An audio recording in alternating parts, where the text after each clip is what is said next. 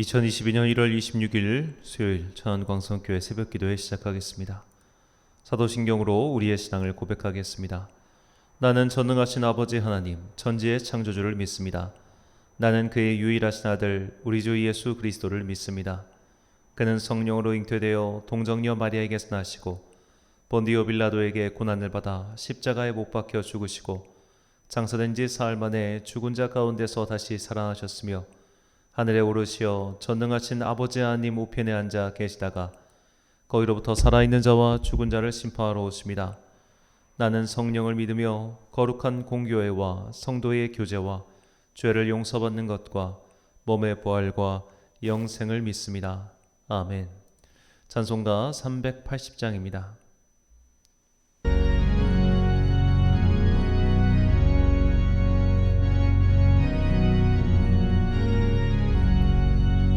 나의 생명 되신 주 주님 앞에 나아갑니다. 주의 흘린 보혈로 정케 하사 받아주소서. 날마다 주를 찬송하겠네. 주의 사랑 줄로서 나를 굳게 잡아매소서. 괴로운 세상 지낼 때 나를 인도하여 주소서. 주를 믿고 나가면 나의 길을 잃지 않겠네. 날마다 주를 찬송하겠네. 주의 사랑 줄로서 나를 굳게 잡아매소서. 나갈 때에 주를 더욱 사랑합니다. 밝고 빛난 천국에 나의 영혼 들어가겠네. 날마다 주를 찬송하겠네. 주의 사랑 줄로서 나를 굳게 잡아매소서.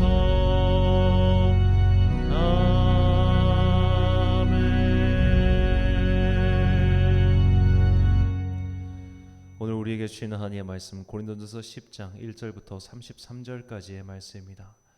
고린도전서 10장 1절부터 33절까지의 말씀. 이제 봉독하겠습니다. 하나님의 말씀을 경청하십시오. 형제 자매 여러분, 나는 여러분이 이 사실을 알기를 바랍니다. 우리 조상들은 모두 구름의 보로 아래에 있었고 바다 가운데를 지나갔습니다. 이렇게 그들은 모두 구름과 바다 속에서 세례를 받아 모세에게 속하게 되었습니다. 그들은 모두 똑같은 신령한 음식을 먹고 모두 똑같은 신령한 물을 마셨습니다. 그들은 자기들과 동행하는 신령한 바위에서 물을 마신 것입니다. 그 바위는 그리스도였습니다. 그러나 그들의 대다수는 하나님께서는 좋아하지 않으셨습니다. 그들은 광야에서 멸망하고 말았습니다. 이런 일들은 우리 조상들이 악을 좋아한 것과 같이 우리가 악을 좋아하는 사람이 되어서는 안 된다는 것을 우리에게 가르쳐주는 본보기가 되었습니다. 그들 가운데 얼마는 우상을 숭배했습니다. 성경에 기록하기를 백성들이 앉아서 먹고 마셨으며 일어서서 춤을 추었다 하였습니다. 여러분은 그들과 같이 우상 숭배자가 되어서는 안 됩니다. 간음하지 맙시다. 그들 가운데 얼마가 간음을 하였고 하루에 23,000명이나 쓰러져 죽었습니다. 그리스도를 시험하지 맙시다. 그들 가운데 얼마는 그리스도를 시험하였고 뱀에게 물려서 죽었습니다. 그들 가운데 얼마가 불평한 것과 같이 불평하지 마십시오. 그들은 파멸시키는 이에게 멸망을 당하였습니다. 이런 일들이 그들에게 일어난 것은 본보기가 되게 하려는 것이며 그것들이 기록된 것은 말세를 만난 우리에게 경고가 되게 하려는 것입니다. 그러므로 서 있다고 생각하는 사람은 넘어지지 않도록 조심하십시오.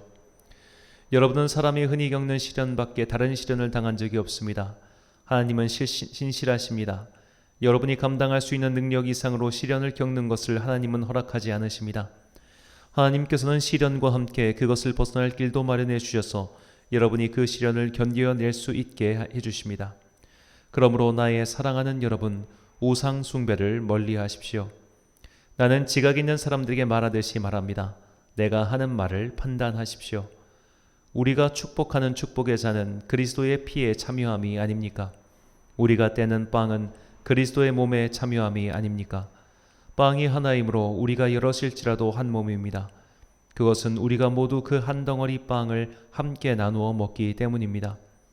육신상의 이스라엘 백성을 보십시오. 제물을 먹는 사람들은 그 제단에 참여하는 사람이 아닙니까? 그러니 내가 무엇을 말하려는 것입니까? 우상은 무엇이고 우상에게 바친 제물은 무엇입니까? 아무것도 아닙니다. 이방 사람들이 바치는 제물은 귀신에게 바치는 것이지 하나님께 바치는 것이 아닙니다. 여러분이 귀신과 친교를 가지는 사람이 되는 것을 나는 바라지 않습니다. 여러분은 주님의 잔을 마시고 아울러 귀신들의 잔을 마실 수는 없습니다. 여러분은 주님의 식탁에 참여하고 아울러 귀신들의 식탁에 참여할 수는 없습니다. 우리가 주님을 질투하시게 하려는 것입니까? 우리가 주님보다 더 힘이 세다는 말입니까?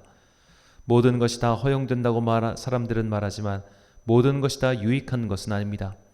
모든 것이 다 허용된다고 사람들은 말하지만 모든 것이 다 덕을 세우는 것은 아닙니다. 아무도 자기의 유익을 추구하지 말고 남의 유익을 추구하십시오. 시장에서 파는 것은 양심을 위한다고 하여 그 출처를 묻지 말고 무엇이든지 다 먹으십시오. 땅과 거기에 가득 찬 것들이 다 주님의 것이기 때문입니다. 불신자들 가운데서 누가 여러분을 초대하여 거기에 가고 싶으면 여러분 앞에 차려놓은 것은 무엇이나 양심을 위한다고 하여 묻지 말고 드십시오. 그러나 어떤 사람이 이것은 제사에 올린 음식입니다 하고 여러분에게 말해주거든 그렇게 알려준 사람과 그 양심을 위해서 먹지 마십시오. 내가 여기에서 양심이라고 말하는 것은 내 양심이 아니라 다른 사람의 양심입니다. 어찌하여 내 자유가 남의 양심의 비판을 받아야 하겠습니까? 내가 감사하는 마음으로 참여하면 내가 감사하는 그 음식 때문에 비방을 받을 까닭이 어디에 있습니까? 그러므로 여러분은 먹든지 마시든지 무슨 일을 하든지 모든 것을 하나님의 영광을 위하여 하십시오. 여러분은 유대 사람에게도 그리스 사람에게도 하나님의 교회에도 걸림돌이 되지 마십시오.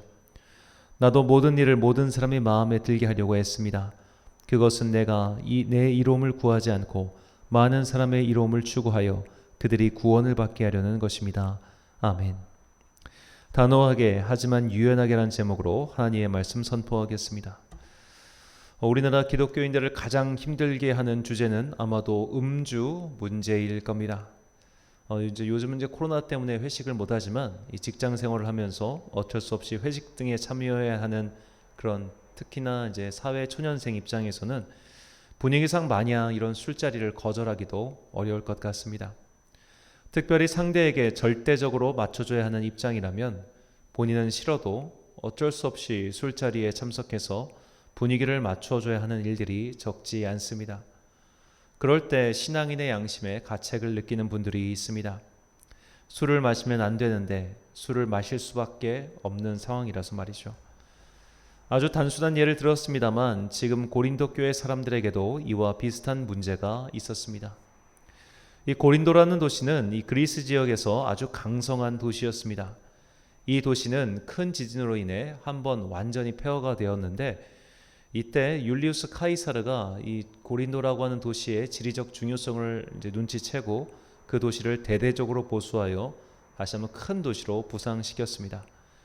그리고 100여 년의 세월이 지나 바울이 활동했던 당시에는 고린도는 로마 제국 내에서 세 손가락 안에 뽑히는 큰 도시가 되었습니다. 그러니 얼마나 도시가 북적북적 거렸겠습니까? 신도시 특유의 활기와 에너지가 넘치는 곳, 그것이 바로 고린도였습니다. 이 로마 제국의 큰 도시에는 반드시 두 개의 큰 건축물이 있었다고 하는데 바로 원형 경기장과 제국의 신전이었습니다. 원형 경기장을 지어서 로마 제국의 사람들에게 오락거리를 제공하고 신전을 지음으로 제국민들에게 정신체계를 붙잡는 역할을 맡겼습니다. 이렇게 로마 제국은 체계적으로 제국민들을 하나로 만들었습니다. 고린도 교회는 바로 이런 도시 안에서 그들의 삶을 영위해야 하는 사람들이 모인 공동체였습니다. 이런 고린도 교회 교인들을 갈등하게 한 문제는 바로 로마 제국이 지은 신전에서 나온 음식입니다. 고대의 종교는 각 종교에게 바치는 예물을 헌금으로 하지 않고 각종 먹을 것으로 하는 경우가 많았죠. 그러니까 짐승을 태워서 하는 그런 번제는 굉장히 일반적인 제사의 형태였습니다. 이렇게 짐승을 잡아서 태웠는데 태우고 나면 다 모든 걸 연소시키는 게 아니라 일부분 남은 고기들이 있었겠죠. 그런 고기들을 보통 신전의 종사자들이 먹곤 했는데 이 신전의 종사자들이 다 먹을 수 없을 만큼 많은 고기가 나와서 그 고기가 시중에 유통되었습니다. 그리고 그 유통된 양이 보통이 아니었습니다. 그래서 오히려 신전에서 나오지 않은 고기, 그러니까 신전에서 유통시키지 않은 고기를 찾는 것이 더 힘들 지경이었습니다. 여기서 고린도 교회 성도들의 생각이 갈렸습니다. 우상이라는 것은 별 쓸데없고 의미 없는 것이니 그런 것들에게 바쳐진 제물은 또한 아무런 의미가 없는 보통 고기와 같다는 생각이었습니다. 하지만 그렇다고 하더라도 우상에게 바쳐진 제물을 먹는 것은 문제라는 생각도 있었습니다. 이런 생각이 고스란히 드러난 성경의 다른 사건이 바로 다니엘과 친구들의 이야기죠. 바벨론에 끌려간 어린 소년이었던 다니엘과 친구들은 우상에게 바쳐진 제물의 음식을 거절하고 채식만 고집했습니다. 자, 이런 다니엘의 경우도 있었고 또 다니엘의 이야기를 듣고 자란 사람들이 지금 고린도 교회 교인들 중 일부 유대인들이 있었기 때문에 결국 이 음식 문제를 가지고 둘로 갈라지는 것은 어쩔 수 없었습니다. 이 성경에서는 참 음식에 관련된 이야기가 많이 나오는데 우리나라는 참 유독 독특하게 이 음식에 대한 터부가 없습니다. 이런 나라는 사실 세계에서 굉장히 드물어요. 그래서 우리가 이런 종교 문화권 속에서 음식에 대한 터부를 가지고 옥신각신하는 것이 좀 다소 이해가 안 되는 부분도 분명히 있습니다. 이래서 우상에게 바쳐진 제물에서 나온 음식, 이 고기로 인해 교회 갈등이 빚어졌습니다. 이에 대한 바울의 해결책은 첫째로 가능하면 먹지 말라 하였습니다. 본문 20절과 21절입니다. 무릇 이방인이 제사하는 것은 귀신에게 하는 것이요 하나님께 제사하는 것이 아니니 나는 너희가 귀신과 교제하는 자가 되기를 원하지 아니하노라. 너희가 주의 잔과 귀신의 잔을 겸하여 마시지 못하고 주의 식탁과 귀신의 식탁에 겸하여 참여하지 못하리라. 아멘. 바울의 이 말의 뜻은 명확합니다. 먹지 말라는 겁니다. 이런 것을 먹는 것은 귀신의 일에 참여하는 꼴이 될 수 있기 때문이죠. 이것은 마치 언제 어떤 자리든 술자리는 절대로 가지 말라 혹은 술은 입에 대지 말라라는 단호한 태도와 비슷합니다. 자, 그러나 우리는 이 기독교 세계관 속에서 살고 있지 않습니다. 이 세계는 분명히 하나님의 통치권 밖에 있는 영역들이 있고 그 통치권 밖에서 있는 사람들이 우리보다 훨씬 많죠. 그래서 이 세상을 살아가면서 그런 통치권 밖에 있는 사람들이 정해놓은 룰 때문에 우리가 힘들어질 때가 분명히 있습니다. 문제는 매사 그렇게 충돌이 일어난다면, 진짜 믿지 않는 사람들, 권세를 잡은 사람들과 매선 충돌이 일어난다면 사실 우리는 그냥 산에 들어가서 기도원 같은 데서, 수도원 같은 데서 생활해야겠죠. 바울은 우리가 아예 세상을 등지고 살라며 그렇게 말하는 것일까요? 그렇지 않습니다. 그래서 바울은 본문 25절과 26절에서 두 번째 해결책을 이렇게 이야기합니다. 무릇 시장에서 파는 것은 양심을 위하여 묻지 말고 먹으라. 이는 땅과 거기 충만한 것이 주의 것임이라. 아멘. 자, 이 고린도라고 하는 도시에서 사는 이상 우상에게 바쳐진 제물의 음식을 피하기란 여간 어려운 일이 아니었습니다. 그래서 바울은 너희가 구매하게 되었으면 그냥 묻지 말고 먹어라 라고 권합니다. 다만 먹는 사람이 이것이 우상에게 바쳐진 것임을 알게 되었다면 먹지 말라는 단서 조항을 달지요. 그것은 본인과 또 그 음식을 제공한 사람을 위해서였습니다. 우상은 존재하지 않고 유일한 절대자는 오직 하나님뿐이기에 모든 것은 다 주님의 것이죠. 그래서 어떤 음식도 사실 우리의 영혼을 해칠 수는 없습니다. 우리의 본질도 건드릴 수 없죠. 다만 본인과 그리고 상대방을 생각하는 마음에서 그런 것들을 자제하라는 겁니다. 이것은 앞서 바울의 말과 일맥상통하죠. 바울은 모든 것을 사랑으로 행하라고 했습니다. 너의 행동으로 인해 형제가 시험에 든다면 그것을 피하라고 이미 말했죠. 우상에게 바쳐지는 음식 또한 마찬가지입니다. 너희의 믿음은 그런 것에 개의치 않겠으나 다른 일을 위하여 참으라는 겁니다. 자, 우리는 그리스도인이면서 동시에 이 사회에 속한 사회인들입니다. 그래서 사회인으로서 어쩔 수 없이 해야만 하는 일이 있습니다. 아직은 이 세상에 속해 있기에 그런 일로 인해 신앙의 갈등이 생기곤 하죠. 그래서 이런 일이 생겼을 때 정말 지혜롭게 행동해야 됩니다. 예를 들어 내가 주일 성수를 지키기 위해 이 주말 근무를 다른 사람에게 도맡아 하게 만들고 나는 예배를 드리러 간다. 이것은 옳은 행동이 아니죠. 우리는 안식일에 대한 주님의 말씀을 귀담아 들어야 합니다. 출애굽기 20장 10절 말씀. 일곱째 날은 내 하나님 여호와의 안식일인즉 너나 내 아들이나 내 딸이나 내 남종이나 내 여종이나 내 가축이나 내 문 안에 머무는 객이라도 아무 일도 하지 말라. 아멘.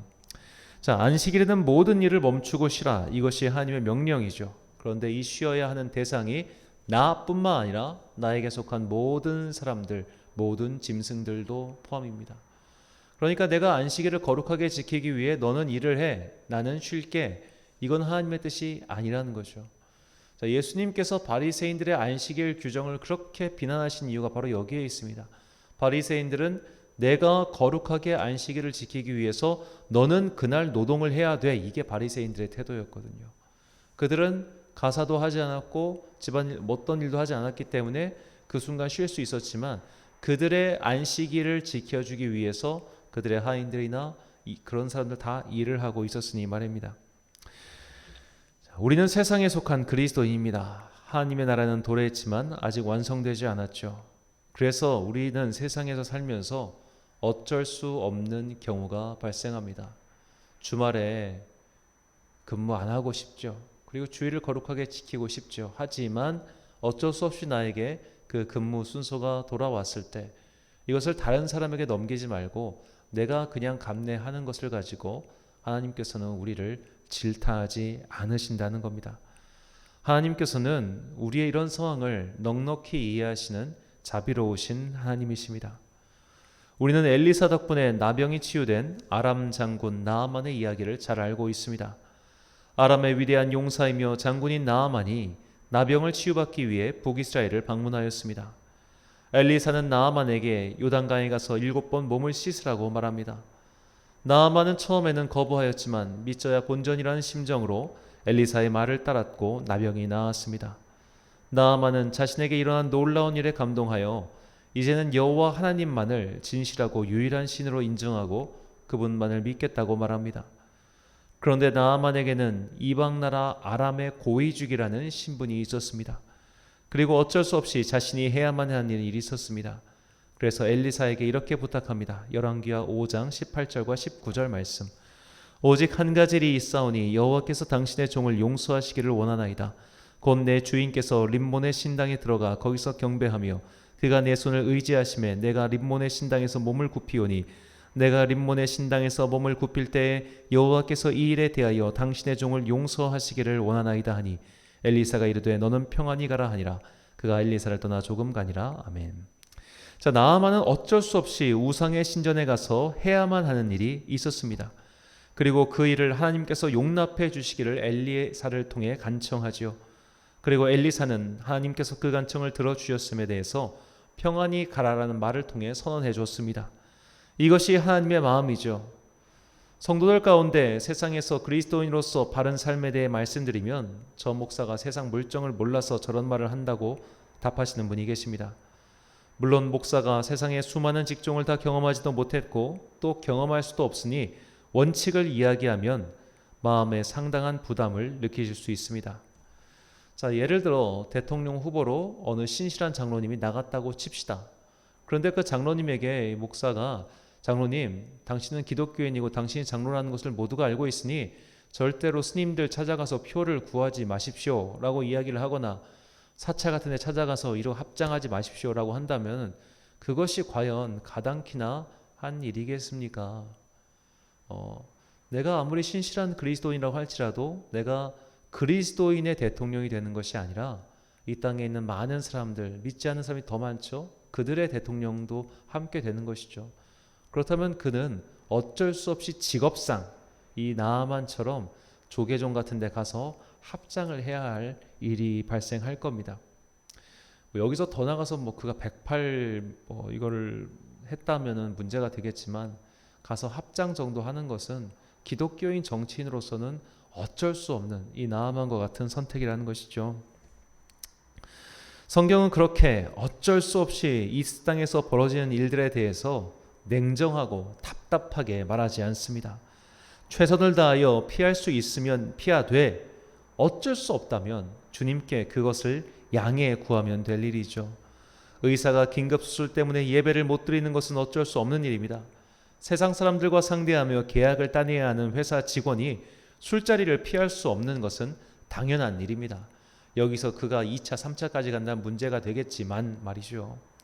물론 이것을 핑계 삼는다면 이미 그 양심이 그를 고발할 것입니다. 그래서 솔로몬은 성전을 봉헌하며 다음과 같이 기도합니다. 열왕기상 8장 39절 말씀입니다. 주는 계신 곳 하늘에서 들으시고 사하시며 각 사람의 마음을 아시오니 그들의 모든 행위대로 행하사 갚으시옵소서. 주만 홀로 사람의 마음을 다 아심이니이다. 아멘. 사랑하는 천안광성교회 성도 여러분, 그리고 이 새벽을 함께 깨우고 계신 귀한 주님의 자녀 여러분, 주님은 세상에서 사는 동안 어쩔 수 없이 벌어지는 일들에 대하여, 그리고 어쩔 수 없이 완전하고 완벽한 신앙인으로 살지 못하는 우리에 대하여 다 이해하고 계십니다.